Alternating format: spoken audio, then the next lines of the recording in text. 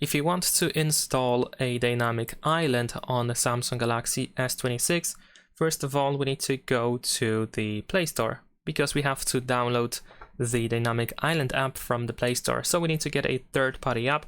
Usually we can type something like a dynamic island in order to try to find some example apps that you can try out. And I can actually recommend you trying out any of these apps. In my case, I'm gonna use this one over here. I'm gonna install this one. I'm gonna show you how to set it up, but like I'm saying, you can try anything from the list of these apps, and I actually recommend you to do so. So once the app is installed, we should be able to open it and go next. Over here we have a couple of things that we need to do before the app starts working. So we need to select apps that are going to be working with the dynamic island. You can of course tap on all in here to set up everything at once. Also you can choose of course individually. Then we're gonna go to notification access, and in here we need to find the dynamic spot and we need to turn on. We need to tap on allow.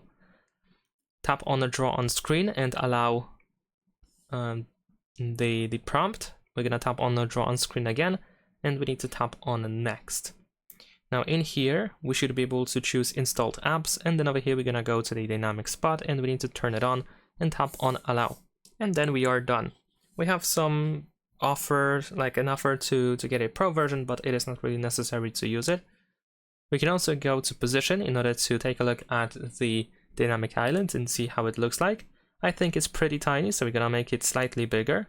Maybe we're gonna use something like this.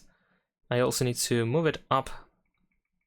So I try to center it with the front camera, and then we should be able to also make it wider, because why not? Let's not make it as tiny.